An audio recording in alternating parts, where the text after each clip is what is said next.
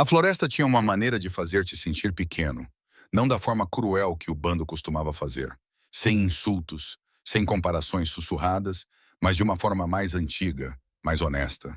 Aqui, entre os pinheiros imponentes que roçavam a barriga das nuvens cinzentas, eu era apenas mais uma criatura a tentar sobreviver ao inverno. Os meus dedos estavam a sangrar novamente. Não olhei para eles. Olhar tornava tudo real. Fazia doer mais do que a dor surda que eu tinha aprendido a ignorar. O galho nas minhas mãos era torto, partido ao meio, provavelmente por um raio que o atingira meses atrás, mas era tudo o que eu tinha. Encaixei-o entre outros dois que já tinha posicionado, tentando formar algo que se parecesse com uma parede. Toda a estrutura inclinava-se para a esquerda como um bêbado, e eu sabia que não resistiria à primeira nevasca de verdade. Mas continuei trabalhando. O vento trazia o cheiro da neve que se aproximava, aquele aroma metálico peculiar que significava que eu tinha talvez 2 dias antes da tempestade chegar. 2 dias para transformar essa pilha de galhos quebrados em algo que pudesse me manter viva. A minha respiração saía em nuvens, e eu apertei mais o meu casaco surrado, sentindo cada buraco onde o tecido havia cedido. Eu tinha um lar, tinha um lugar perto da lareira onde eu pertencia, ou pelo menos onde era tolerada. A alcateia Silverpaw acolheu-me quando eu tinha 14 anos, depois de os meus pais terem morrido num acidente de carro na estrada da montanha. Lembro-me da alfa da época, uma mulher chamada Cordélia, olhando para mim com algo quase parecido com pena. Ela é humana, alguém disse, completamente humana, nem mesmo uma loba adormecida. Como se eu não pudesse ouvi-los. Como se eu não estivesse ali, com as cinzas do funeral dos meus pais ainda no vestido emprestado. Deixaram-me ficar, deram-me o quarto mais pequeno, aquele que alagava quando chovia. Deixavam-me comer depois de todos terminarem. Aprendi a ser grata pelas sobras. Aprendi a tornar-me útil de maneiras que não exigiam força, velocidade ou qualquer um dos dons com os quais nunca nasci. Limpei, cozinhei, remendei roupas e fingi não notar quando falavam de mim como se eu fosse um móvel. Tinha sido suportável até Marcos se tornar o alfa. Afastei a memória, forçando os meus dedos sangrando a amarrar outro pedaço de corda, casca descascada que continuava a partir-se na junção de dois galhos. Marcos queria uma matilha de guerreiros de linhagem pura. Ele deixou isso claro no seu primeiro discurso, os seus olhos deslizando sobre mim como se eu fosse uma mancha no seu trono herdado. Em 6 meses, ele encontrou motivos para expulsar todos que não se encaixavam na sua visão. Os idosos, os deficientes, a rapariga humana que nunca se transformaria, nunca caçaria, nunca seria nada além de um fardo. Ele me deu 3 dias para partir. Chamou isso de misericórdia. Isso foi há 2 semanas. Cheguei até aqui a pé, indo para o norte, porque o sul levava de volta às cidades onde as pessoas faziam perguntas, onde alguém poderia me reconhecer e enviar uma mensagem para Silverpaw. O norte era selvagem, era liberdade, era provavelmente a morte, mas era a minha morte para escolher. O galho em que eu estava trabalhando quebrou de repente, a madeira podre cedendo com um som como de ossos quebrando. Tropecei para trás, me apoiando em uma árvore, sentindo a casca raspar meu casaco. Por um momento, fiquei ali parado, olhando para a minha tentativa patética de abrigo. Parecia uma pilha de lenha, um forte de criança que nem mesmo impediria o vento, muito menos o frio. Algo quente pressionou atrás dos meus olhos, mas eu não chorava desde o dia em que Marcos deu o seu ultimato, e não iria começar agora. Chorar era um luxo para pessoas que tinham alguém para testemunhar, para se importar. Aqui fora, as lágrimas apenas deixavam o rosto frio. Eu me abaixei para pegar outro galho. Foi então que senti aquela antiga percepção animal de que algo estava a observar. Os pelos da minha nuca se arrepiaram. E o meu coração. Aquele músculo traidor começou a martelar contra as minhas costelas. Eu me endireitei lentamente, examinando a floresta. A floresta ficara silenciosa. Sem pássaros, sem o farfalhar de pequenos animais na vegetação rasteira. Apenas o vento e a minha respiração ofegante. Então eu os vi. Lobos enormes, com pelagem espessa devido ao inverno, formando um semicírculo na borda da clareira que eu havia escolhido. Havia pelo menos uma dúzia, talvez mais, nas sombras entre as árvores. Os olhos deles refletiam a luz do fim da tarde, refletindo ouro, âmbar e algo quase como fogo. Eu já tinha visto lobos em matilha antes, tinha vivido entre eles em suas formas humanas, mas nunca tinha estado deste lado de um encontro. Nunca tinha sido a presa. As minhas pernas travaram. Uma parte primitiva do meu cérebro gritava ordens contraditórias. Corre, fica quieto, sobe, luta, rende-te. O lobo maior deu um passo à frente. Era negro como um cavaleiro sem estrelas, facilmente com 1,20 m de altura até o ombro, com olhos que não eram dourados como os dos outros, mas sim de um prateado profundo e inquietante. Mesmo na forma de lobo, o poder emanava dele em ondas, um alfa. Eu sabia disso da mesma forma que se sabe quando um raio está prestes a cair. Um gosto de metal na língua, uma pressão no peito. Era isso então. Depois de tudo, depois de sobreviver à morte dos meus pais, depois de suportar anos de inferioridade, depois de abandonar o único lar que conhecia, era assim que tudo acabava. Sozinha numa floresta, dilacerada por lobos que provavelmente nem se lembrariam do meu nome, porque nunca se deram ao trabalho de o aprender. O lobo preto aproximou-se e eu forcei-me a olhar nos seus olhos. Se eu fosse morrer, faria isso olhando para o que me matou. A minha mãe costumava dizer que coragem não era a ausência de medo. Era estar aterrorizado e fazer a coisa mesmo assim. Ela se referia a pequenas coisas, como tentar entrar para o teatro da escola ou aprender a dirigir. Duvido que ela imaginasse que eu aplicaria isso a encarar uma criatura que poderia me matar com uma única mordida. Mas o ataque não veio. Em vez disso, o lobo preto parou a cerca de 3 metros de distância, inclinando ligeiramente a cabeça enorme enquanto me estudava. Então ele fez algo que eu não esperava. Ele olhou para além de mim, para o meu abrigo miserável, para a pilha de galhos quebrados e esperança desesperada. As suas orelhas se moveram para a frente, e se um lobo pudesse parecer contemplativo, ele parecia. Os outros lobos permaneceram imóveis, à espera. Dinâmica de matilha, percebi que eles estavam à espera da decisão dele, da ordem dele. O meu destino estava inteiramente nas patas dessa criatura enorme que provavelmente poderia derrubar um alce sem perder o ritmo. Então ouvi o som de ossos se movendo, se reformando. Era algo a que nunca se habituava, por mais vezes que estivesse perto de metamorfos. A forma do lobo preto cintilou, contraiu-se, remodelou-se em outra coisa, em outra pessoa. Ele estava agora diante de mim em forma humana, e tive de lutar para não recuar. Era alto, bem mais de 1,80 m, com o tipo de constituição física que vinha de uma vida inteira de força física. O cabelo dele era escuro, comprido o suficiente para tocar os ombros, e os olhos, embora prateados, continuavam os mesmos. Ele estava com o peito nu, apesar do frio, vestindo apenas calças escuras que pareciam caras demais para um lugar tão remoto. Tatuagens marcavam os braços e o peito dele, padrões intricados que eu achei que fossem símbolos de matilha, mas de um território completamente diferente. Ele olhou para mim, depois para o meu abrigo e depois de volta para mim. Um músculo da sua mandíbula contraiu-se quando ele falou. A sua voz era mais grave do que eu esperava. Áspera por algo que eu não conseguia identificar. Estás a construir com madeira morta. Não era uma pergunta, mas eu respondi mesmo assim. A minha voz saiu mais firme do que eu me sentia. Foi tudo o que consegui encontrar que pudesse partir. Não vai aguentar. Ele afirmou isso como um facto, como se me dissesse que o céu estava cinzento. Eu sei. O que mais eu poderia dizer? Eu sabia que era inútil. Eu sabia disso a cada galho que colocava, a cada pedaço de casca que tentava entrelaçar. Mas um trabalho inútil ainda era trabalho, ainda era movimento, ainda era melhor do que deitar e morrer. Ele me observou por um longo momento, e eu não consegui decifrar sua expressão. Então ele se virou, olhando para os lobos que esperavam nas árvores. Ele emitiu um som, não exatamente uma palavra, mas como um comando numa língua mais antiga do que a fala. Os lobos se fundiram na floresta, desaparecendo tão rápida e silenciosamente que eu poderia ter imaginado que fossem reais.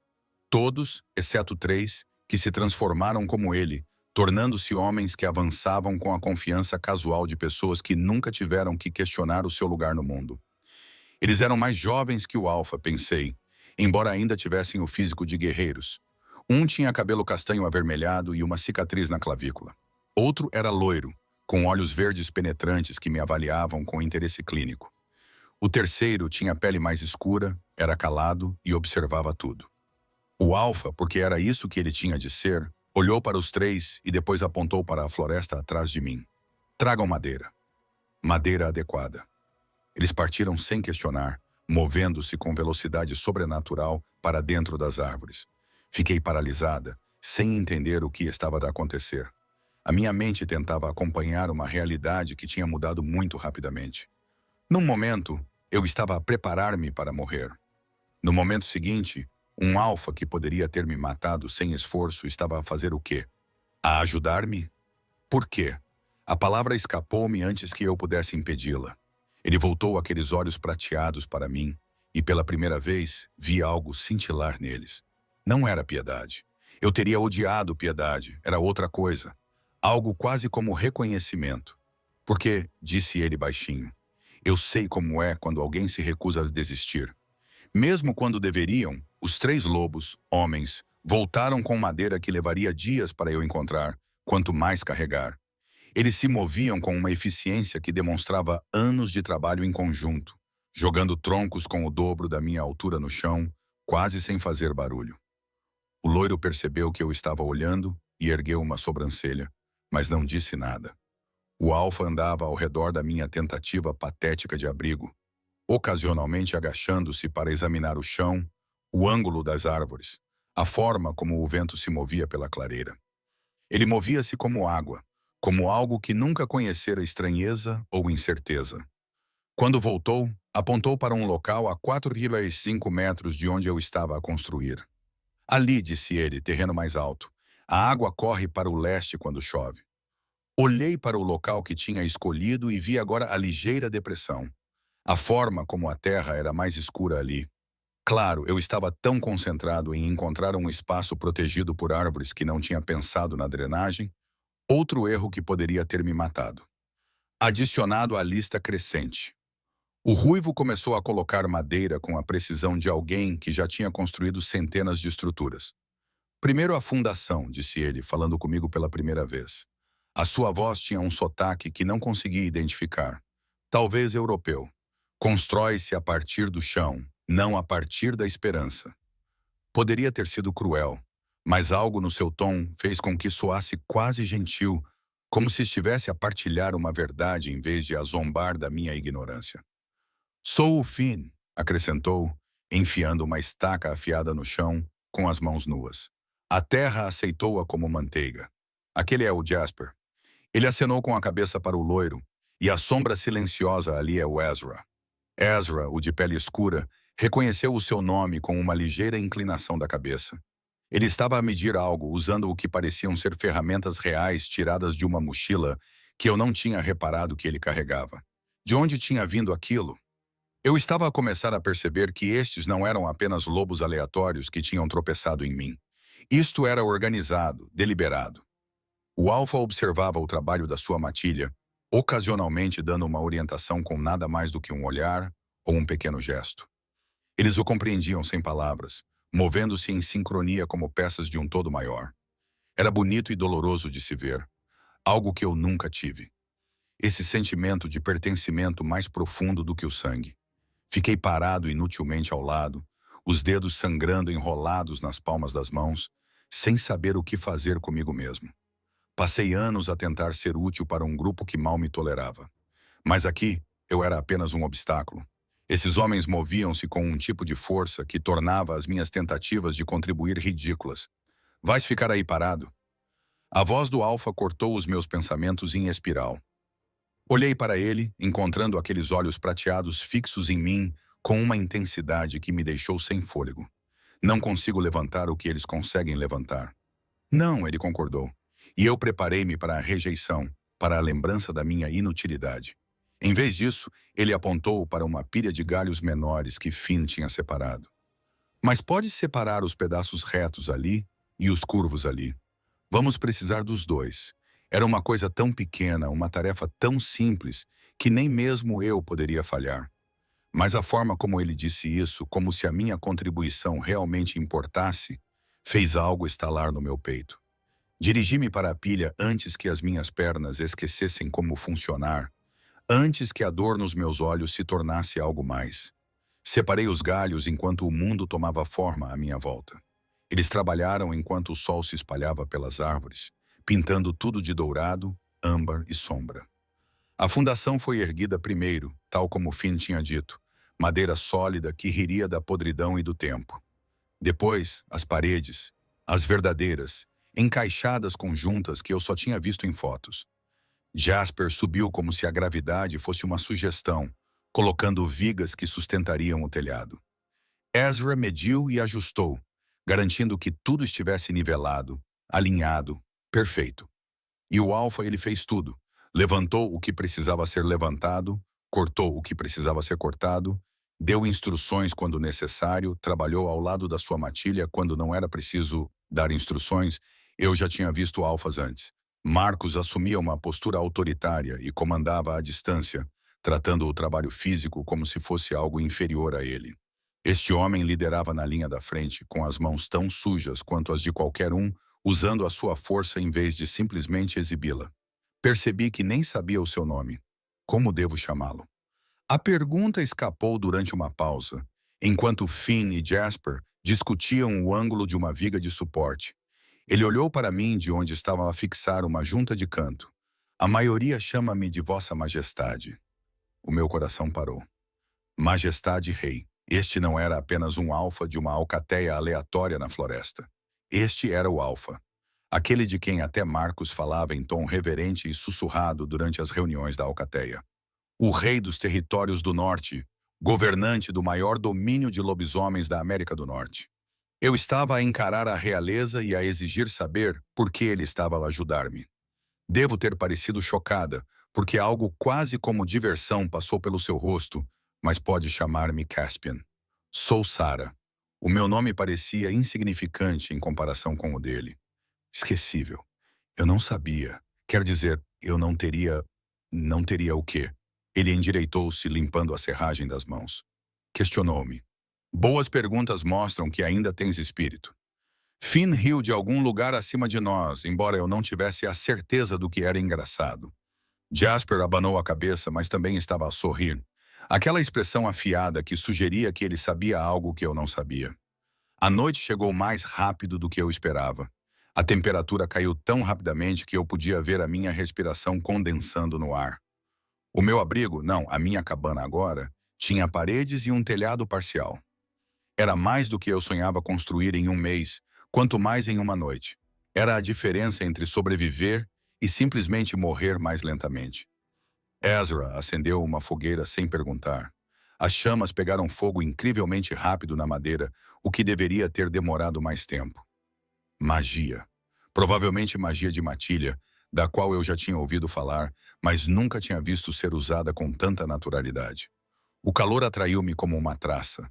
O meu corpo lembrava-se de como era não sentir frio até aos ossos. Senta-te, disse Caspian. E não era bem uma ordem, mas também não era bem uma sugestão. Sentei-me num tronco que Finn tinha colocado perto da fogueira. O calor parecia uma coisa viva contra o meu rosto, quase doloroso depois de tanto tempo no frio. Observei as chamas dançarem e tentei não pensar no que isso significava, no que eu devia, no que seria exigido em troca. Nada era de graça. Eu tinha aprendido essa lição ainda jovem e tinha as cicatrizes para provar isso. Você está a sangrar. Jasper apareceu ao meu lado com um kit de primeiros socorros que parecia militar. Ele tinha vestido uma camisa em algum momento, de lã grossa que provavelmente custava mais do que tudo o que eu possuía. Não é nada. Tentei curvar os dedos para dentro, esconder a evidência da minha fraqueza. Não é nada. Ele não estendeu a mão para as minhas, não forçou, apenas esperou, paciente como uma pedra, até que eu lentamente as estendesse em direção à luz do fogo. Os cortes não eram profundos, mas eram muitos, alguns antigos e meio cicatrizados, outros recentes, do trabalho de hoje. As minhas palmas estavam calejadas em lugares estranhos, a pele de alguém que aprendeu a trabalhar por desespero, e não por treino. Jasper limpou-as com algo que ardeu, mas eu não recuei. Há muito tempo aprendi que mostrar dor só deixava as pessoas desconfortáveis. Estás sozinho há algum tempo, disse ele baixinho, envolvendo a minha mão direita com falta de prática. 2 semanas. Então, porque algo na luz da fogueira e na gentileza inesperada me tornou imprudente, mas estou sozinho há mais tempo do que isso? Ele olhou para mim, aqueles olhos verdes afiados e avaliadores. Alcateia, Silverpaw. Todo o meu corpo ficou rígido. Como é que foste parar ao teu casaco? Ele acenou com a cabeça para o local onde eu finalmente o tinha tirado. A coisa surrada, com os seus remendos e reparações, tem um emblema deles cozido no interior. Desbotado, mas visível. Se souberes o que procurar. Claro, eu tinha me esquecido disso, da marca que me identificava mesmo no exílio. E eu já não estou com eles. Claramente, ele moveu-se para a minha mão esquerda, gentil apesar da sua força óbvia. Marcos é um tolo. Pisquei para ele. Não se falava assim sobre alfas, especialmente aqueles que controlavam territórios significativos. Era perigoso, desrespeitoso. Mas Jasper disse isso como se estivesse a comentar sobre o tempo, como se a opinião de Marcos importasse menos do que poeira. Ele tem ideias fortes sobre a pureza da matilha. Eu disse com cuidado. As palavras que eu ouvi Marcos usar nos seus discursos. Ele tem ideias fortes sobre a sua própria importância. Finn interrompeu do outro lado da fogueira. Ele estava a cozinhar algo. Coelho, pensei, o cheiro fazendo meu estômago se contrair com a fome que eu vinha ignorando. A pureza é apenas uma desculpa? O objetivo é o controlo. Caspian ficou em silêncio durante essa conversa, afastado um pouco do brilho da fogueira, com o rosto parcialmente na sombra. Mas agora ele falou, com uma voz tão pesada que até as chamas pareciam se inclinar em sua direção. Tu és humana, sem dúvida. Sim. Olhei nos seus olhos através da fogueira, recusando-me a desviar o olhar, mesmo que meu instinto gritasse para que eu baixasse os olhos diante de um rei alfa. Completamente. Sem lobos, sem possibilidade de ter um. Os meus pais também eram humanos. E Silverpaw acolheu-te. De qualquer forma, depois da morte dos meus pais, a velha alfa Cordélia acreditava nisso. Procurei a palavra compaixão, acho eu. Ela dizia que a família não era apenas uma questão de sangue ou pelo. Mas Marcos não partilha dessa crença. Não era uma pergunta, mas respondi na mesma. Não, ele deu-me 3 dias para partir. Chamou isso de misericórdia porque ele poderia simplesmente... Eu parei, sem querer terminar a frase. Matar-te. Caspian terminou por mim, com voz monótona. Sim, ele poderia ter feito isso. O silêncio que se seguiu era pesado, com verdades que ninguém queria dizer. Finn concentrou-se intensamente no coelho. Ezra alimentou o fogo com movimentos precisos e cuidadosos. Jasper terminou de enfaixar as minhas mãos e recostou-se com o seu trabalho concluído. Eu deveria estar com medo. Estava rodeado por predadores que poderiam me despedaçar sem esforço. Liderados por um rei cuja reputação deixava alfas experientes nervosos, mas eu não estava com medo. Em vez disso, senti algo que não sentia há anos. Segurança. Era absurdo, ilógico, provavelmente estúpido. Mas estava lá mesmo assim. Um calor no meu peito que não tinha nada a ver com o fogo. Por que estava a ajudar-me? A pergunta voltou, mais urgente agora que eu sabia quem ele era. Você é o Rei Alfa. Não tem tempo para construir cabanas para humanos aleatórios na floresta. Caspian ficou em silêncio por tanto tempo que pensei que ele não iria responder. Então ele se moveu para a luz da fogueira e pude ver seu rosto claramente. Traços fortes marcados por cicatrizes antigas. Olhos que tinham visto demais. Uma boca com linhas que sugeriam que ele raramente sorria e menos ainda sorria de verdade. Eu tive uma irmã, disse ele finalmente, e as palavras caíram como pedras em águas calmas. Humana, totalmente humana como você. A matilha do meu pai, mal a tolerava. Ela era inteligente, esperançosa, achava que poderia ganhar a aceitação deles através do trabalho árduo e da bondade. O tempo passado caiu como um golpe. Tinha uma irmã. Eu sabia o que isso significava. Ela morreu tentando provar o seu valor, ele continuou, a sua voz cuidadosamente vazia de emoção.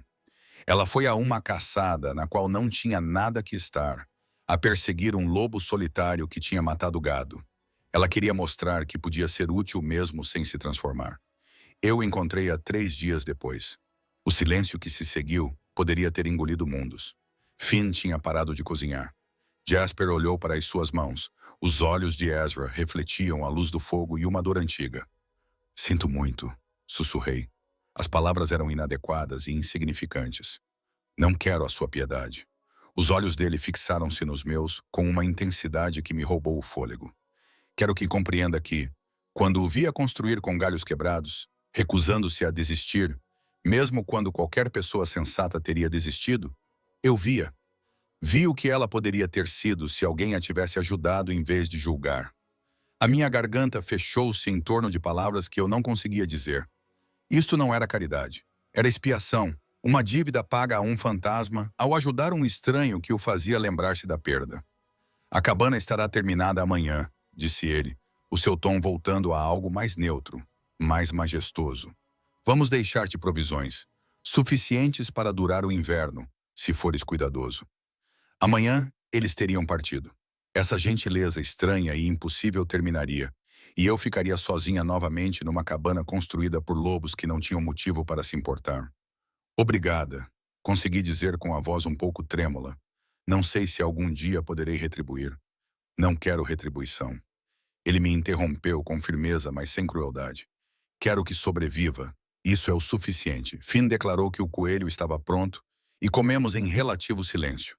A carne era rica e fumada, a melhor coisa que eu tinha provado em semanas. Eles trouxeram pão e queijo de algum lugar. E eu não fiz perguntas porque meu estômago estava ocupado demais comemorando. Pela primeira vez desde que deixei Silverpaw, fui dormir com a barriga cheia e algo parecido com esperança aquecendo meu peito. Acordei com o som de marteladas e o cheiro de seiva de pinheiro. Por um momento desorientador, pensei que estava de volta ao Silverpaw, que as últimas semanas tinham sido um pesadelo, e que acordaria para encontrar Cordélia ainda viva, ainda liderando com força gentil. Então a realidade voltou a se estabelecer nos meus ossos, o chão duro sob mim, a cabana pela metade acima, a gentileza impossível de estranhos que não tinham motivo para parar. A luz do amanhecer filtrava-se pelas aberturas no telhado que Jasper e Ezra já estavam a trabalhar para fechar. Eu tinha dormido perto da lareira, enrolada num cobertor que não me lembrava de ter recebido. O meu corpo estava quente pela primeira vez em muito tempo. Caspian não estava à vista, mas eu podia ouvir a sua voz lá fora, baixa e autoritária, falando com alguém que eu não podia ver. Levantei-me com os músculos a protestar após o trabalho do dia anterior e semanas a dormir no chão frio. As minhas mãos estavam rígidas sob os cuidados de Jasper, mas a dor tinha diminuído para algo suportável. Pequenas misericórdias. Dobrei o cobertor, de lã grossa que provavelmente custava mais do que eu ganhava num ano em Silverpaw, e saí para o ar tão frio que me queimava os pulmões. A cabana parecia diferente à luz do dia. Real. Sólida. As paredes estavam direitas e firmes. O telhado estava quase completo. As molduras das janelas já estavam no lugar, à espera das janelas propriamente ditas. Olhei para aquelas molduras, para o nível de detalhe e cuidado que tinham sido dedicados a algo feito para mim. Um humano insignificante que ainda ontem construía com lixo. Estás acordado? Finn apareceu ao lado da cabana, carregando nos braços algo que parecia musgo. Ótimo! Preciso de alguém com mãos pequenas. Antes que eu pudesse perguntar para quê, ele me entregou o musgo e apontou para as paredes. O musgo vai entre as toras para impedir a entrada do vento. Você deve compactá-lo bem, entendeu? Todas as lacunas, não importa quão pequenas sejam. Eu entendi que era um trabalho que eu poderia fazer. Um trabalho que não exigia força ou velocidade sobrenaturais. Peguei o musgo e comecei a enfiá-lo cuidadosamente nos espaços entre as toras, enquanto Finn observava com um olhar crítico. Mais apertado, disse ele depois que eu terminei 3 sessões. O inverno aqui não perdoa meias medidas. Empurrei com mais força, ignorando o protesto das minhas mãos enfaixadas. Ele acenou com a cabeça em aprovação e me deixou sozinho, desaparecendo ao redor da cabana. Trabalhei metodicamente, perdendo-me na repetição. A simples satisfação de ver as lacunas desaparecerem sob a minha atenção cuidadosa. O sol subiu mais alto, embora nunca tenha conseguido romper a espessa camada de nuvens. Ouvi vozes, o murmúrio grave de Caspian, outra voz que não reconheci, mais aguda e formal. A curiosidade me atraiu, mas continuei a trabalhar. Qualquer que fosse o assunto do Rei Alfa, não era da minha conta. Eu estava na metade da parede leste quando Caspian apareceu na esquina, seguido por uma mulher que eu nunca tinha visto antes. Ela era alta, elegante, mesmo com roupas práticas de inverno e cabelos escuros com fios prateados presos num coque severo. Os seus olhos eram âmbar, e quando pousaram em mim, senti-me avaliada e catalogada num piscar de olhos. "É ela?" perguntou a mulher com uma voz que transmitia o tipo de autoridade que fazia com que se endireitasse sem pensar. "Esta é a Sarah", confirmou Caspian. "Sarah, esta é a Vivian. Ela é a minha segunda em comando." A segunda, a mão direita de um rei alfa, a executora da lei e da vontade em todo um território. Eu deveria ter feito uma reverência, deveria ter mostrado o devido respeito, mas minhas mãos estavam cheias de musgo, e eu estava paralisada entre a polidez e a praticidade. Vivian me poupou da decisão ao se aproximar. Seu olhar penetrante observou minhas mãos enfaixadas, meu corpo magro sob roupas emprestadas, a maneira cuidadosa com que eu empacotava o chinquim. "És humano." "Sim, senhora." O tratamento honorífico escapou automaticamente. Anos de condicionamento. E Marcus Thorne exilou-te de Silverpaw. O meu estômago revirou-se. Quanto é que eles sabiam? Quanto é que Caspian lhe tinha contado? "Sim, senhora." Ela olhou para Caspian. Algo passou entre eles daquela forma silenciosa como os membros da matilha comunicavam. Depois voltou a olhar para mim. Ele deu uma razão. "Sou humano." Repetiu que deveria ser óbvio. Ele quer uma alcateia de guerreiros puros. Eu não sou nenhuma dessas coisas. Sobreviveu 2 semanas sozinha na selva que mata lobos treinados. O tom de Vivian era monótono, factual. Isso sugere que é mais capaz do que Marcus lhes dá crédito. Não sabia o que dizer a isso, então não disse nada. Ela circulou-me lentamente, sem ameaças, mas minuciosamente como se estivesse a resolver um quebra-cabeças. Quando completou o círculo, ela dirigiu-se a Caspian, sem olhar para ele. "Ela não pode ficar aqui sozinha. Eu sei." A voz dele transmitia algo pesado, algo resignado. O inverno irá matá-la, ou os renegados irão encontrá-la, ou os olhos perspicazes de Vivian encontraram os meus novamente. Marcus irá saber que ela ainda está viva e enviará alguém para terminar o que o exílio começou. O gelo inundou as minhas veias. Eu não tinha pensado nisso, na possibilidade de Marcus considerar a minha existência contínua um insulto à sua autoridade. Os alfas já tinham matado por menos, e Marcus sempre se preocupou mais com a percepção do que com a misericórdia. "Ela poderia vir conosco", sugeriu Finn, que apareceu no telhado. Há quanto tempo ele estava a ouvir? "Temos espaço. Temos espaço." Vivian concordou com cautela. "A questão é se trazer um humano para a capital é sensato, dadas as tensões atuais." "Que tensões?" perguntei, e imediatamente me arrependi de ter falado. Essa conversa não era minha, não era da minha conta. Mas Caspian respondeu mesmo assim, seus olhos prateados encontrando os meus, com uma intensidade que fez tudo o mais desaparecer um pouco. "Tem havido resistência a algumas das minhas políticas. Líderes de matilhas mais velhos que acreditam em hierarquias tradicionais, que acham que os humanos são insignificantes ou piores. Levar-te para o coração do meu território seria fazer uma declaração. Uma declaração perigosa", acrescentou Vivian, para ambos. "Então não irei." As palavras saíram mais fortes do que eu me sentia. "Eu vou dar conta aqui. Eu vou morrer." Caspian interrompeu secamente. "Tu vais morrer. Talvez não hoje. Talvez não na próxima semana. Mas o inverno não se importa com determinação." A verdade disso pairava entre nós como uma terceira presença. Ele estava certo. Eu estava a viver em tempo emprestado desde que deixei Silverpaw, com sorte e desespero. E o tipo de teimosia em não desistir que minha mãe costumava elogiar e se preocupar, mas a sorte acabou. Sempre acabava.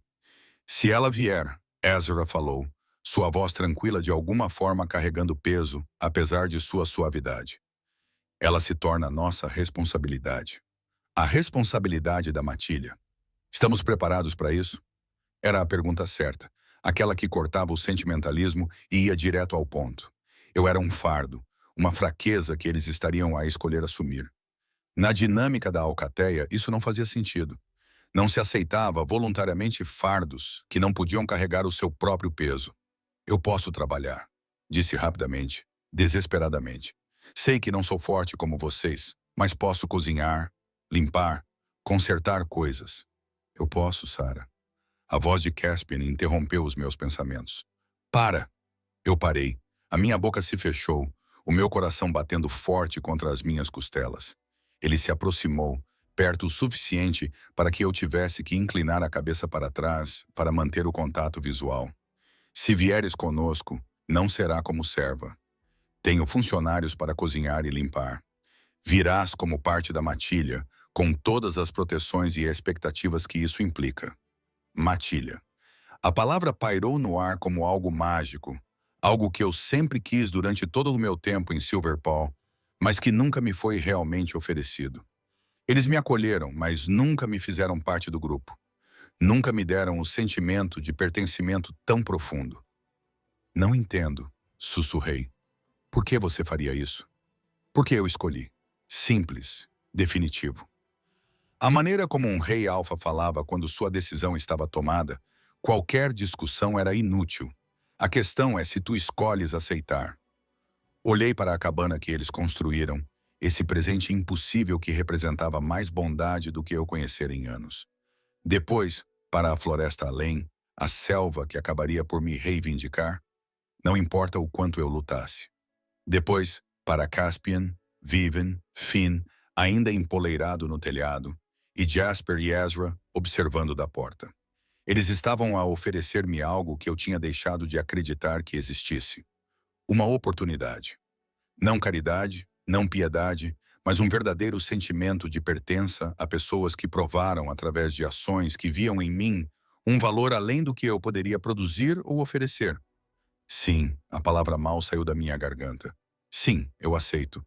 Vivian acenou com a cabeça uma vez, de forma seca e profissional. Então partimos em 2 horas. Finn, Jasper, terminem a cabana de qualquer maneira. Vamos usá-la como ponto de parada para patrulhas. Ela olhou para mim. Leve pouca bagagem. Viajamos rápido. Ela saiu. Movendo-se com a graça determinada que vem de décadas de autoridade. Fiquei olhando para ela, minha mente tentando acompanhar a rapidez com que minha vida havia mudado de direção. Ela é protetora, disse Caspian baixinho, lendo algo na minha expressão, e desconfiada de qualquer coisa que possa ameaçar a estabilidade da alcateia. Mas ela é justa. Dá-lhe tempo. Tempo? Eu teria tempo agora. Algo que eu não tinha certeza de ter nem mesmo um dia atrás. A realidade disso estava a começar a assentar, trazendo consigo 1000 perguntas que eu não sabia como fazer. Caspian parecia sentir a minha sobrecarga. Entra! Come alguma coisa. O Jasper vai encontrar roupas mais adequadas para a viagem. Ele fez uma pausa e acrescentou em voz mais baixa. Vai ficar tudo bem, Sarah. Eu queria acreditar nele. Talvez até acreditasse um pouco. As 2 horas seguintes passaram num turbilhão de atividades. O Jasper realmente trouxe roupas. Calças grossas de lã que realmente serviam, um casaco de inverno adequado que não tinha buracos, botas que não eram mantidas juntas por esperança e teimosia. Tudo era claramente caro, claramente destinado a alguém importante, e eu sentia-me como uma impostora ao usá-las. Elas ficam-te melhor do que a mim, disse Jasper quando tentei protestar. Prefiro cores mais claras. Finn colocou comida nas minhas mãos. Carne seca, queijo duro, pão que ainda estava quente. Come agora. Come na estrada. Estás muito magro. Isso deixa o Caspian nervoso. Comi porque discutir parecia inútil, pois o meu estômago tinha deixado de acreditar que a comida era confiável. Entre as mordidas, observei-os terminar a cabana com o mesmo cuidado meticuloso que demonstraram desde o início. Cada detalhe perfeito, cada junta sólida, um presente concluído, mesmo que eu não fosse ficar. Quando chegou a hora de partir, fiquei em frente à cabana e senti uma estranha sensação de perda. Nunca tinha vivido ali, nunca tinha passado mais do que uma noite sob o seu telhado incompleto, mas representava algo importante. A prova de que tinha tentado sobreviver, de que era importante o suficiente para que alguém me ajudasse. Pronta? Caspian apareceu ao meu lado, agora vestido com roupas que o identificavam claramente como membro da realeza. Couro escuro e capa forrada de pele. Botas que provavelmente custaram mais do que o valor da madeira da cabana. Não, admiti, mas acho que nunca estarei pronta para isto. A sua boca se curvou no que poderia ter sido um esboço de sorriso. Sinceramente, ótimo. Viajamos como lobos, todos exceto eu. Eu cavalguei nas costas de Caspian, meus dedos entrelaçados em seu pelo espesso, tentando não pensar em como isso era absurdo. Um humano cavalgando o rei Alfa como em algum tipo de conto de fadas. Mas ele insistiu, e Vivian concordou que era a maneira mais rápida de percorrer a distância. O mundo passou embaçado em tons de branco, cinza e verde profundo. Eles moviam-se a uma velocidade impossível, saltando sobre obstáculos que eu mal conseguia ver, navegando pela floresta como se tivessem nascido para isso, o que eu supunha que fosse verdade. Eu segurei-me e tentei não ficar enjoada. Tentei não pensar no que estava a deixar para trás ou para onde estava a correr. Paramos uma vez num riacho onde Vivian considerou seguro descansar. Deslizei das costas de Caspian com as pernas trêmulas, os músculos a doerem-me devido às horas de tensão. Ele voltou à forma humana, aparentemente indiferente ao frio ou à falta de camisa. "Estás a ir bem", disse ele, e parecia que era sincero. "Estou aterrorizada", admiti, aceitando água de um cantil que Ezra me ofereceu. Terror e coragem não são opostos. Ele observou-me com aqueles olhos prateados inquietantes. Coragem é estar aterrorizada e seguir em frente mesmo assim. As palavras da minha mãe saíram da boca dele no meio de uma floresta gelada. A coincidência fez meu peito apertar. "Chegaremos à capital ao anoitecer", anunciou Vivian. "Tudo a postos. Sarah, quando chegarmos, fique perto de Caspian. Não fale a menos que seja interpelada. Não faça contato visual com ninguém que a desafie." Entendeu? Eu entendi. Eu estava a entrar num covil de predadores que poderiam me ver como presa, protegida apenas pela palavra de um rei, cuja autoridade alguns aparentemente questionavam. O que poderia dar errado?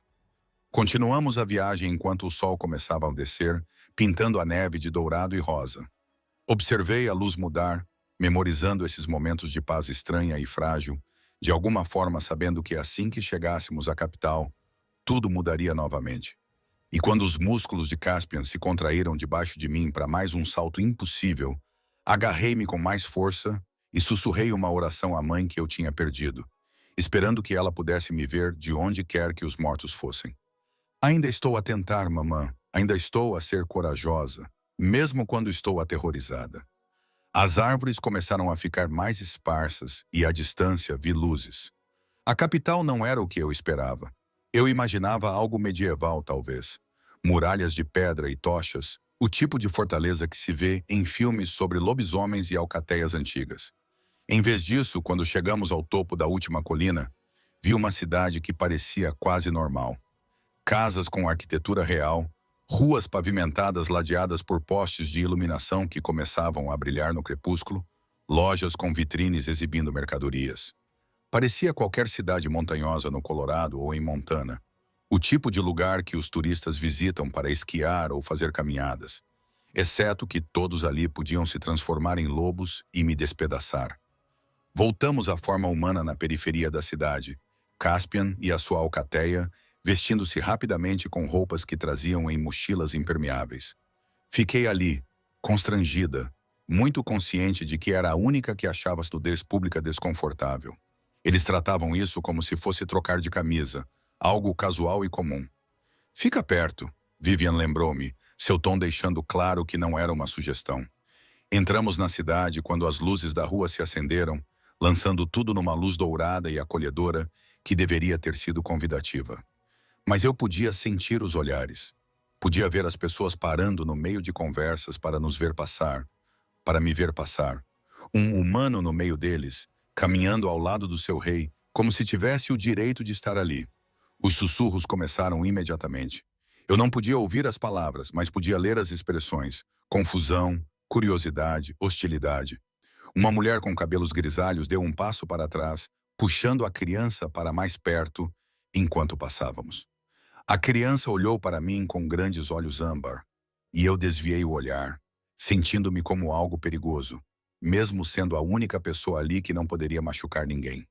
Ignore-os, disse Caspian baixinho, colocando a mão na minha cintura. O toque foi leve, quase imperceptível, mas enviou uma mensagem clara a todos que estavam a observar. Ela está sob a minha proteção. Também fez o meu coração acelerar, não por medo, mas pela sensação do calor da sua mão através do meu casaco emprestado. Subimos uma colina em direção ao centro da cidade, onde um edifício se erguia maior do que os outros. Não era bem um palácio, mas definitivamente mais do que uma casa. Construção de pedra e madeira, vários andares, janelas que brilhavam com a luz interior. Aparentemente era a casa do rei Alfa e do seu círculo íntimo. O hall de entrada era quente, aquecido por uma enorme lareira onde caberiam 3 pessoas do meu tamanho.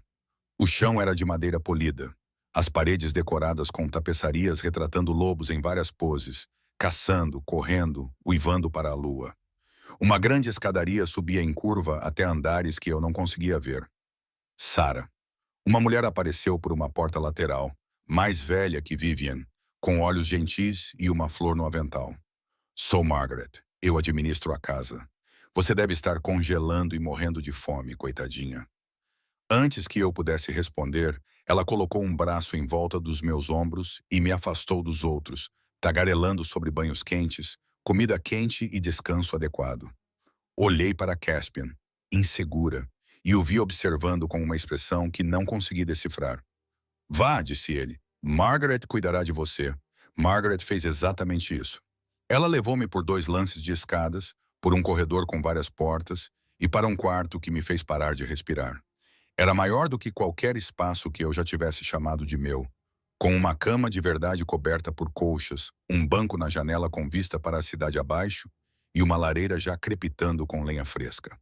Uma porta ao lado revelava um banheiro com uma banheira de verdade, funda, de porcelana e perfeita. Isso é demais, consegui dizer. Não posso. Bobagem. Margaret já estava a abrir as torneiras e o vapor subia enquanto a água quente jorrava na banheira. Sua Majestade foi muito clara.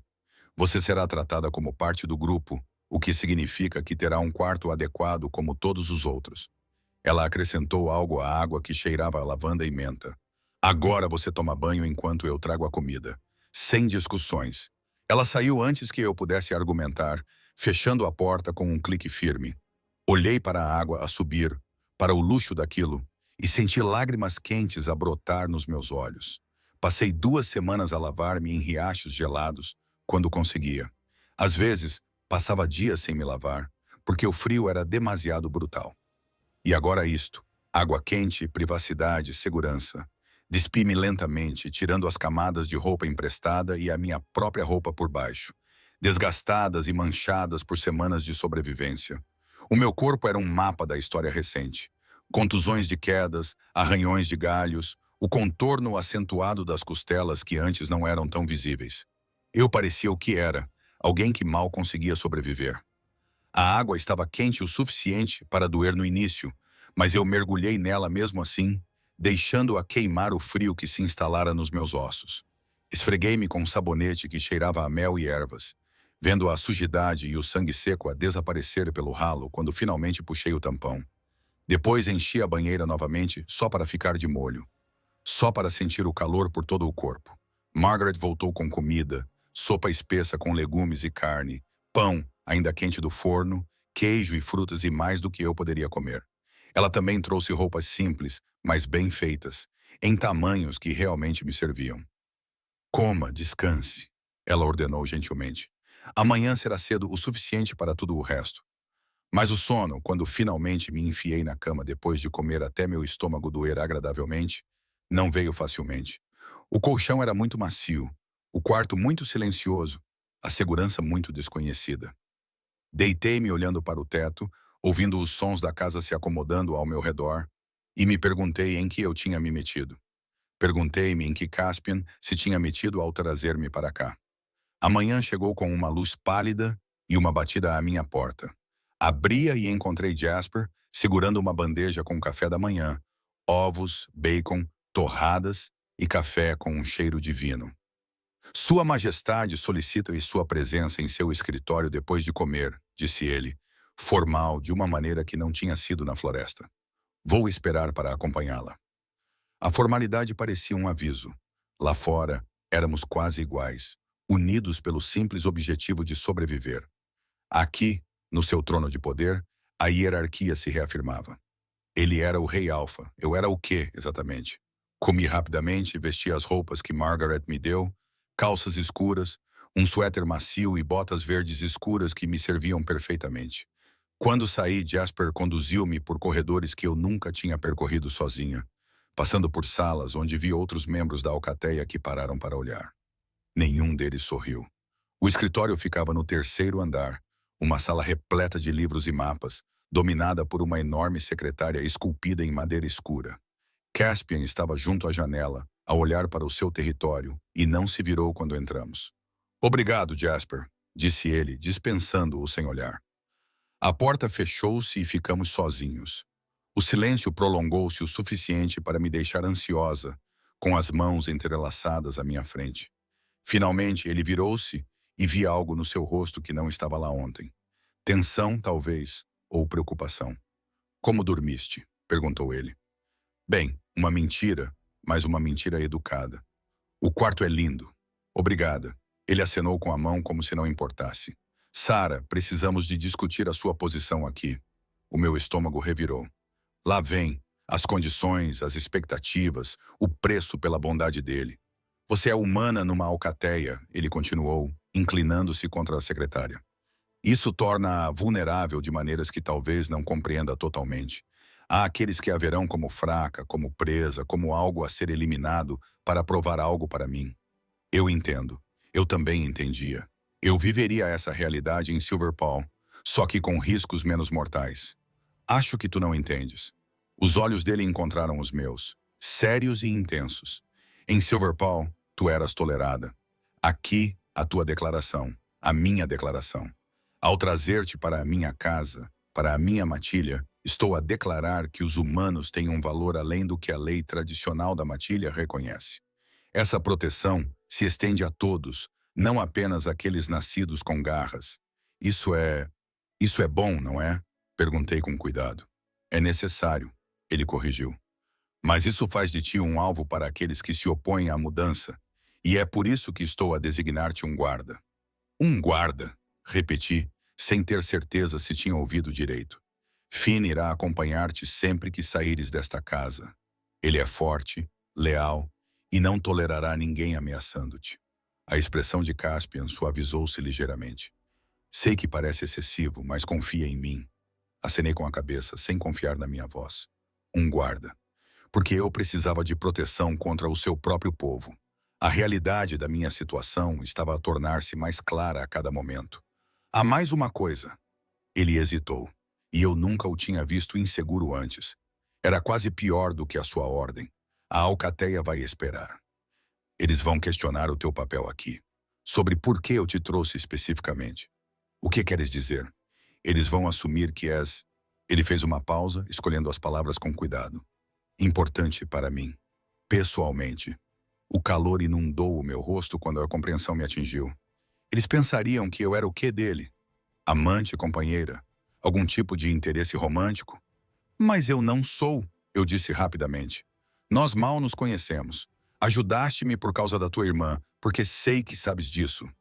Mas a percepção importa na política da alcateia. Ele passou a mão pelo cabelo escuro. Frustrado.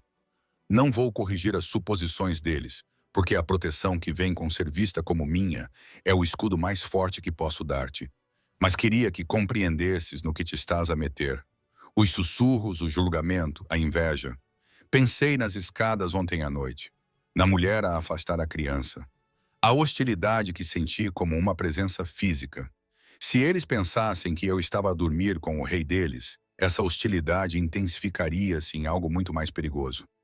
Talvez eu não devesse ficar, disse baixinho, se a minha presença aqui causa problemas. Não. A palavra saiu aguda, autoritária. Tu não vais embora. Não vou mandar-te de volta para morrer no deserto porque a minha matilha tem ideias ultrapassadas sobre quem merece proteção. Mas não, Sarah. Ele aproximou-se. E eu podia sentir o cheiro de pinheiro e algo selvagem, algo que era puramente ele. Eu fiz-te uma promessa. Agora fazes parte da minha alcateia. Isso significa algo para mim, mesmo que ainda não signifique para todos os outros. A convicção na sua voz fez a minha garganta apertar. Ninguém jamais lutou por mim assim. Jamais considerou que eu valesse o custo político. Está bem, sussurrei. Eu vou ficar. Algo na sua expressão relaxou. A tensão que eu não tinha notado se dissipou dos seus ombros. Ótimo. Agora, Margaret vai mostrar-te a casa e apresentar-te à equipa. Finn vai encontrar-te depois do almoço para um passeio pela cidade. Esta noite, há um jantar lotado. É informal, mas com muitos convidados. Vais conhecer mais pessoas do círculo interno. Um jantar lotado onde eu estaria em exibição, julgada por lobos que já ressentiam a minha presença. Perfeito. Eu vou dar conta, disse com mais confiança do que sentia. A sua boca se curvou num sorriso fantasmagórico. Eu sei que você vai. Você sobreviveu 2 semanas sozinho na selva no inverno. Um jantar deve ser fácil em comparação. De alguma forma eu duvidava disso. O dia passou num borrão de nomes e rostos que eu nunca iria lembrar. Margaret me apresentou à equipe da casa, em sua maioria lobos mais velhos que me tratavam com uma distância educada. A casa era enorme, muito maior do que parecia do lado de fora, com alas que eu nem explorei.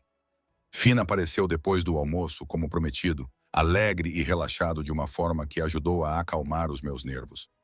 Não deixe que eles a intimidem, disse ele enquanto caminhávamos pela cidade. A maioria deles está mais curiosa do que hostil. Eles simplesmente nunca viram Caspian trazer alguém para casa antes. Nunca. Isso parecia impossível, nunca. Finn confirmou. Ele é o Rei Alfa há 8 anos.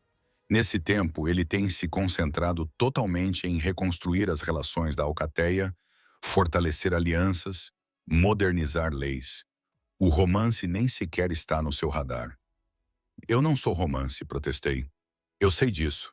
Tu sabes disso. Mas, ele sorriu. A percepção é uma coisa engraçada. Passamos por lojas onde as pessoas definitivamente olhavam, por uma escola onde as crianças brincavam no pátio, por algo que parecia um campo de treino onde lobos lutavam em forma humana e animal. Finn apontou edifícios importantes, apresentou-me a algumas pessoas que variavam entre genuinamente acolhedoras e friamente educadas. Quando voltamos para casa, a minha cabeça estava a girar com tanta informação e os meus nervos estavam à flor da pele, pensando no jantar que se aproximava. Margaret ajudou-me a vestir um vestido simples, em azul escuro, que era muito mais bonito do que qualquer outro que eu já tivesse tido. Ela tentou fazer algo com o meu cabelo claro, que tinha crescido selvagem e desigual durante o meu tempo sozinha, mas acabou por desistir e apenas o prendeu numa trança simples. Estás linda, assegurou-me ela. Sê apenas tu mesma. Sua Majestade claramente vê algo especial em ti. O salão de jantar já estava cheio quando cheguei. Finn estava ao meu lado, como prometido. Longas mesas estavam cheias de lobos em vários estágios de conversa. O ar estava pesado, com o cheiro de comida, e o zumbido da dinâmica da matilha, que eu não compreendia totalmente. A conversa não parou exatamente quando entrei, mas mudou. Tornou-se mais consciente, mais atenta. Caspian estava à cabeceira da mesa principal, com Vivian à sua direita. Quando ele me viu, algo em sua expressão mudou. Talvez mais calorosa ou mais suave. Ele apontou para o lugar vazio à sua esquerda. O lugar de honra, claro. Atravessei o salão, sentindo todos os olhos a acompanharem os meus movimentos, sentindo o peso do julgamento, da curiosidade e do ressentimento. Mas mantive a cabeça erguida, mantive o ritmo constante, e quando cheguei à mesa, cruzei o olhar com Caspian e vi aprovação nos seus olhos. Pessoal, disse ele, a sua voz cortando o murmúrio das conversas. Esta é a Sarah. Ela está agora sob a minha proteção pessoal. Espero que todos a tratem de acordo com isso. Não foi um pedido. Foi uma ordem de um rei alfa. E enquanto me sentava ao lado dele, sentindo o calor da sua presença e a avaliação fria da sua alcateia, percebi que o meu verdadeiro teste estava apenas a começar. O jantar era um campo de batalha disfarçado de refeição. A conversa fluía à minha volta como água à volta de uma pedra. Os membros da alcateia falavam por cima de mim, passavam por mim, ocasionalmente dirigiam-me perguntas que pareciam mais testes. Uma jovem mulher com cabelo cor de cobre perguntou docemente como eu estava a adaptar-me à vida entre lobos, com a ênfase na última palavra, deixando claro que ela achava o conceito absurdo. Um homem mais velho queria saber quais habilidades eu possuía que poderiam ser úteis para a alcateia, seu tom sugerindo que ele já sabia que a resposta era nada. Respondi da melhor maneira que pude, mantendo a voz firme, minhas respostas honestas, mas não defensivas. Caspian comeu ao meu lado, aparentemente concentrado na comida. Mas eu podia sentir sua atenção acompanhando cada interação, cada provocação sutil mascarada, como pergunta educada. Foi Vivian quem finalmente rompeu a tensão. Chega, disse ela, com uma voz não alta, mas absolutamente autoritária. A Sarah sobreviveu 2 semanas no inverno selvagem que teria matado metade de vocês. Ela olhou à volta da mesa, desafiando qualquer um a discutir. Isso merece respeito, não interrogatório. O silêncio que se seguiu era espesso o suficiente para sufocar. Então Finn riu, quebrando a tensão. Ela também faz chinking melhor do que o Jasper, o que é realmente dizer alguma coisa. Eu me ressinto disso, disse Jasper suavemente. Mas ele estava a sorrir.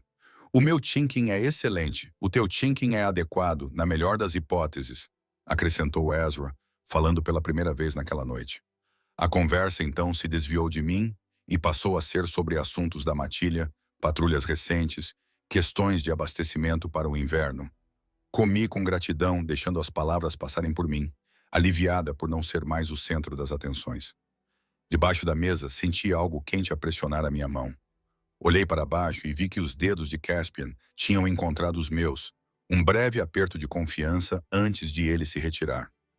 O toque durou talvez 3 segundos, mas estabilizou algo em mim que estava lá a tremer desde que chegamos. Depois do jantar, as pessoas permaneceram em grupos mais pequenos, as conversas fluindo para a sala comum adjacente, onde uma lareira crepitava e móveis confortáveis convidavam ao relaxamento. Eu fiquei em pé, sem jeito, perto da parede, sem saber onde me encaixava nesse ecossistema social. Quando uma voz falou atrás de mim, "Você lidou bem com isso." Virei-me e vi uma senhora idosa, com cabelos completamente grisalhos e olhos de um âmbar claro que pareciam ver através de mim. Ela andava com uma bengala, mas havia uma força em sua postura que nada tinha a ver com poder físico. Não tenho certeza se lidei bem com isso, admiti. Não fugiste, não te escondeste, não pediste desculpa por existires. Ela sorriu e o seu rosto transformou-se em algo caloroso e compreensivo. Sou Helena, era a amiga mais próxima da avó do Caspian. Conheço aquele rapaz desde que ele nasceu. Prazer em conhecer-te, falei a sério. Ela transmitia uma sensação de segurança, tal como a Margaret. Como alguém que já tinha visto o suficiente da vida para não perder tempo com mesquinharias. Acompanhe-me, disse ela. E não era bem uma ordem, mas definitivamente não era uma sugestão. Movemo-nos lentamente pela casa, a bengala dela batendo no chão de madeira, até chegarmos a uma ala mais silenciosa, onde os sons da festa se transformavam em murmúrios distantes. Ela levou-me a uma pequena sala de estar, gesticulando para que eu me sentasse numa cadeira perto da janela. Sabe o que aconteceu à irmã de Caspian? Ela perguntou sem preâmbulos. Ele disse que ela morreu a tentar provar o seu valor numa caçada. Helena acenou com a cabeça lentamente. Mera, ela era inteligente, corajosa e absolutamente determinada a ganhar o respeito da alcateia. Mas a alcateia do pai de Caspian, nunca lhe deu uma oportunidade real. Eles toleravam a sua existência, mas deixavam claro todos os dias que ela era inferior. Fraca, inútil. Os seus olhos encontraram os meus. Ela morreu ao tentar rastrear um lobo solitário sozinha, porque achava que se conseguisse trazer de volta a prova da morte, eles finalmente a veriam como alguém valioso. O meu peito doía com o reconhecimento do peso familiar de tentar provar o seu valor para pessoas que já tinham decidido que não tinha nenhum. Caspian encontrou-a 3 dias depois. Helena continuou, com a voz suave pela dor antiga. Ele tinha 17 anos. Isso mudou. Ele sempre fora sério. Mas depois de Mera, ele tornou-se motivado, focado em mudar as leis da alcateia em criar espaço para aqueles que não se encaixavam nos moldes tradicionais. Quando o pai dele morreu e ele se tornou o rei Alfa, começou a implementar essas mudanças. E fez inimigos por causa disso. Por que estás a contar-me isto? Perguntei baixinho. Porque precisas de entender o que representas para ele. Não és apenas uma humana que ele decidiu ajudar por capricho. És o fantasma da sua irmã que recebeu uma segunda oportunidade. És a prova de que a sua visão para a Alcateia, para todas as alcateias, pode funcionar. Ela inclinou-se para a frente com um olhar intenso. É um fardo pesado para uma pessoa carregar. Estás preparada para isso? Pensei na cabana construída com galhos quebrados. Em deixar para trás o único lar que conhecia, em vez de aceitar ser menos do que isso. Em escolher sobreviver, mesmo quando desistir teria sido mais fácil. Não quero ser um símbolo, disse honestamente. Só quero viver, talvez encontrar algo como um lugar ao qual pertencer. Helena sorriu, triste e compreensiva. Essas coisas não são mutuamente exclusivas, mas também não são simples. Ela levantou-se usando a bengala como apoio. Tenha cuidado, criança. Há aqueles que magoariam Caspian magoando-a. Fique perto daqueles que provaram ser confiáveis. Ela deixou-me ali, as suas palavras ecoando na sala silenciosa. Sentei-me por um longo tempo, observando a neve começar a cair do lado de fora da janela, pensando sobre responsabilidade e pertencimento e o preço de ambos. As semanas que se seguiram um padrão. Manhãs com Margaret, aprendendo os ritmos da casa. Tardes com Finn, que se nomeou não apenas meu guarda, mas meu guia para a cultura da matilha. Noites frequentemente no escritório de Caspian, onde ele trabalhava em documentos intermináveis, enquanto eu lia sua extensa biblioteca, ambos confortáveis no silêncio compartilhado. A matilha permaneceu dividida em sua opinião sobre mim. Alguns, como Jasper e Ezra, tratavam-me com aceitação casual, outros mantinham uma distância educada. Alguns demonstravam claramente a sua hostilidade através de pequenas crueldades, fechando portas na minha cara, interrompendo conversas quando eu me aproximava, convites para eventos da Alcateia que, de alguma forma, nunca chegavam até mim. Aprendi a lidar com isso, a encontrar o meu lugar nos espaços entre a aceitação e a rejeição. Ajudava Margaret na cozinha porque isso me dava um propósito e a companhia alegre dela. Fui voluntária na escola da Alcateia, lendo para as crianças mais novas que ainda não entendiam por que um humano entre elas era considerado errado. Tornei-me útil de maneiras discretas, não para provar o meu valor, mas porque a utilidade parecia uma armadura contra o julgamento. E observei Caspian liderar a sua alcateia com uma combinação de força e compaixão que fazia o meu peito doer de maneiras que eu não queria examinar muito de perto. 6 semanas após a minha chegada, tudo mudou. Chegou um mensageiro de Silverpaw, um jovem lobo que parecia nervoso ao entregar a mensagem do seu alfa. Caspian recebeu-o no salão formal, na presença de Vivian e outros membros seniores da alcateia. Observei da varanda acima, onde Finn nos colocou depois de saber quem tinha chegado. Marcus Thorne envia saudações ao rei Alfa, começou o mensageiro, formal e ensaiado, e solicita a devolução de propriedade que fugiu do território de Silverpaw sem permissão. A temperatura na sala pareceu cair 20 degrees. A expressão de Caspian não mudou, mas eu tinha aprendido a ler a tensão subtil nos seus ombros, a maneira como os seus olhos ficaram frios e sem expressão. Propriedade, repetiu ele, com uma voz perigosamente suave. A rapariga humana, Sarah, o mensageiro engoliu em seco. O Alpha Thorne alegou que ela roubou da Alcateia antes de fugir e deve ser devolvida para enfrentar a justiça. Eu parei de respirar. Roubou. Eu não tinha levado nada além das roupas que vestia e a pouca comida que podia carregar. Isso era uma mentira, uma invenção para justificar o que me arrastaria de volta para Silverpaw, fazendo de mim um exemplo. Marcus Thorne está enganado, disse Caspian. Cada palavra precisa e fria como gelo. Sarah é um membro da minha matilha sob a minha proteção. Ela não será devolvida para enfrentar acusações falsas destinadas a puni-la pelo crime de sobreviver à sua crueldade. O Alpha Thorne foi muito claro. Não me importa o que Marcus era. A voz de Caspian não se elevou, mas o poder ressoava nela como um trovão. Volte para Silverpaw e informe ao seu Alpha que, se ele deseja discutir a lei da Alcateia sobre refugiados e asilo, pode solicitar uma audiência formal. Até lá, este assunto está encerrado. O mensageiro saiu rapidamente, praticamente fugindo. O salão explodiu em conversas murmuradas, membros da alcateia debatendo as implicações da declaração do seu rei. Fiquei paralisada na varanda, as minhas mãos agarrando o corrimão com tanta força que os meus nós dos dedos ficaram brancos. Venha, disse Finn baixinho, guiando-me para longe antes que alguém lá embaixo pudesse olhar para cima e me ver. Ele levou-me para o escritório de Caspian e deixou-me lá, fechando a porta suavemente atrás de si. Andei de um lado para o outro na sala, a ansiedade rastejando sob a minha pele como formigas de fogo. Marcos tinha feito de mim o seu problema, tinha transformado a minha existência numa questão política entre territórios. Caspian tinha acabado de me escolher publicamente em detrimento da paz diplomática com um alfa vizinho. A porta abriu-se 20 minutos depois. Caspian entrou, fechou-a atrás de si e apenas olhou para mim. Desculpe, disse eu imediatamente. Eu não roubei nada, juro que sei.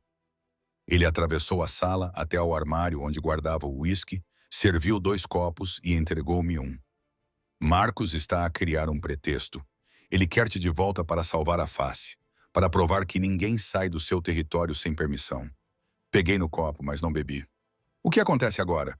Agora esperamos para ver se ele intensifica ou recua. Caspian bebeu o seu uísque de um só gole. De qualquer forma, não vais a lugar nenhum. Isso pode iniciar um conflito entre as matilhas. Por minha causa? Não. Ele pousou o copo com tanta força que ele rachou. Por causa do Marcos e das suas ideias ultrapassadas sobre poder e controlo. Por causa de lobos como ele que veem os humanos como inferiores, como propriedade a ser gerida. Isso sempre esteve para acontecer, Sarah. Tu és apenas a catalisadora. Finalmente bebi, o uísque a queimar a minha garganta. Nunca quis ser a catalisadora de ninguém. Eu sei, a voz dele suavizou-se. Mas às vezes não podemos escolher os nossos papéis. A tensão entre nós vinha a aumentar há semanas nos silêncios partilhados, nos breves toques, na forma como os olhos dele me seguiam pela sala. Eu tentava ignorar isso, dizendo a mim mesma que gratidão não era atração, que o que eu sentia era apenas a resposta normal à gentileza após anos de crueldade. Mas ali, com o peso das consequências políticas pairando entre nós, eu não conseguia mais fingir. Por quê? Perguntei.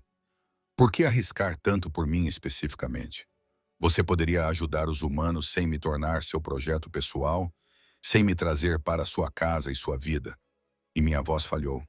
Por que eu, Caspian? Ele ficou em silêncio por um longo tempo. Pensei que ele não iria responder.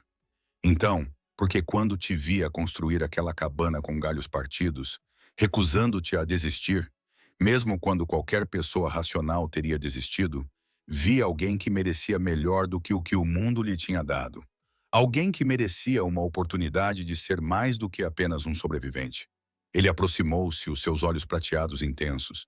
E talvez porque, ao ajudar-te, pensei que poderia perdoar-me por não ter estado presente quando a Meera precisou de mim.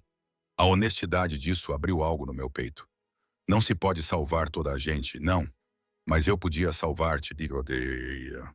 A sua mão levantou-se, hesitando, antes de tocar suavemente no meu rosto, o seu polegar roçando a minha maçã do rosto. E talvez egoisticamente eu quisesse isso. Eu deveria ter recuado, deveria ter mantido a distância entre o rei Alfa e a refugiada humana. Mas, em vez disso, inclinei-me para o seu toque, para o calor da sua palma contra a minha pele. Eu não sou ela, sussurrei. Não sou tua irmã. Eu sei. A testa dele repousou contra a minha, a nossa respiração misturando-se no espaço entre nós. Tu és Sarah, teimosa, corajosa, incrivelmente gentil, apesar de todas as razões para não ser. És tu mesma, e é exatamente isso que eu... Ele não terminou a frase, mas não precisava. A verdade estava escrita na forma como ele me abraçava. Gentil apesar da sua força, reverente apesar do seu poder, quando ele me beijou, foi suave e cuidadoso, pedindo em vez de tomar. Respondi, levantando-me na ponta dos pés, passando os dedos pelo seu cabelo escuro, escolhendo essa coisa impossível com a mesma determinação que mostrei ao construir uma cabana com galhos quebrados. O beijo se aprofundou, tornou-se algo mais urgente, mais real. As suas mãos encontraram a minha cintura, puxaram-me para mais perto, E eu fui de boa vontade, pressionando-me contra o calor sólido dele. Nós nos separamos, ofegantes, e os seus olhos eram prata derretida, procurando o meu rosto. Fique, ele disse. E eu sabia que ele queria dizer mais do que apenas esta noite, mais do que apenas este momento. Fica e ajuda-me a construir algo melhor. Uma alcateia onde humanos e lobos possam coexistir como iguais. Onde ninguém tenha de provar o seu valor apenas para sobreviver. Eu já vou ficar, lembrei-lhe, sorrindo através das lágrimas que não tinha percebido que estavam a cair. Para onde mais eu iria? Para onde quisesses. O seu polegar apanhou uma das minhas lágrimas. Tu és livre, Sara. Tu poderias partir amanhã, e eu ajudaria-te a começar em algum lugar novo, algum lugar seguro. Preciso que saibas que isso somos nós. É uma escolha, não uma obrigação. Pensei na cabana na floresta, na pilha de galhos quebrados que se tornaram algo sólido nas mãos dos lobos que decidiram ajudar. Sobre como pertencer não era algo que se ganhava, mas algo dado livremente por pessoas que viam em ti um valor além do que podias produzir. Eu escolho isto, disse com firmeza. Eu escolho-te a ti, esta alcateia, esta vida impossível que estás a construir. Não porque te devo, mas porque quero. O sorriso que transformou o seu rosto era como o nascer do sol, quente, brilhante e cheio de promessas. Ele beijou-me novamente, e desta vez parecia um começo, em vez de apenas um momento. Marcos enviou mais 2 mensageiros nas semanas seguintes, cada um com exigências cada vez mais agressivas. Caspian recusou todas elas. Sua posição permaneceu inalterada. Por fim, chegou a notícia de que outros alfas estavam observando esse conflito, que alguns apoiavam a postura de Caspian sobre os direitos humanos, enquanto outros concordavam com as visões tradicionais de Marcos. A situação continuava tensa, sem solução, pairando sobre nós como uma tempestade que se aproximava. Mas, dentro dessa tensão, a vida continuava. Encontrei o meu lugar na alcateia lentamente, através de pequenos momentos de conexão. Ensinei um jovem lobo a ler, ajudei Margaret a preparar-se para a celebração do solstício de inverno, treinei com Finn em autodefesa básica porque ele insistiu que eu deveria pelo menos saber dar um soco, e construí algo com Caspian que cresceu do respeito mútuo para algo mais profundo. Ele ensinou-me sobre as leis e a história da alcateia. Ensinei-lhe que a força nem sempre tem a ver com poder, que às vezes a coisa mais corajosa que se pode fazer é escolher a compaixão em vez da crueldade.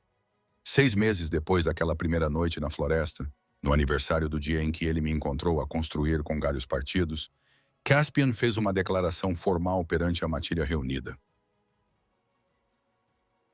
Ele declarou-me sua companheira, não no sentido sobrenatural que os lobos entendiam, mas na tradição humana de parceria e escolha, e anunciou novas leis da alcateia que protegiam os humanos, concedendo-lhes estatuto e direitos plenos no território do norte. Alguns aplaudiram, outros permaneceram em silêncio. Alguns saíram em protesto, mas a mensagem era clara. A alcateia estava a mudar, a crescer para algo que abria espaço para aqueles que não se encaixavam nos moldes tradicionais. Naquela noite, de pé na varanda com vista para a cidade que se tornara o meu lar, Caspian envolveu-me com os braços por trás, com o queixo apoiado no meu ombro. Algum arrependimento? Perguntou ele suavemente. Pensei na rapariga que eu estava a construir um abrigo sem esperança a partir de pedaços quebrados, certa de que ela morreria sozinha no frio. Pensei em tudo o que me trouxera até ali. A perda, a rejeição, a luta desesperada para sobreviver. E pensei no que tinha encontrado em vez disso. Pertencimento, propósito, amor que não exigia que eu fosse outra coisa além de mim mesma. Nem um único, eu disse, virando-me nos seus braços para beijá-lo, enquanto a neve começava a cair, cobrindo o mundo de branco. Lá fora, os lobos uivavam em saudação à lua de inverno. E lá dentro, envolta em calor e segurança, e no tipo de amor que escolheu você em vez de reivindicar você. Finalmente compreendi o que significava voltar para casa. Não para um lugar, mas para uma pessoa que te via de verdade, e decidiu que valia a pena lutar por ti. Os galhos quebrados tinham se tornado algo sólido, afinal. Não apenas pelos meus esforços, mas pelas mãos daqueles que escolheram ajudar, que viram potencial no que outros chamavam de inútil. E no final, isso fez toda a diferença.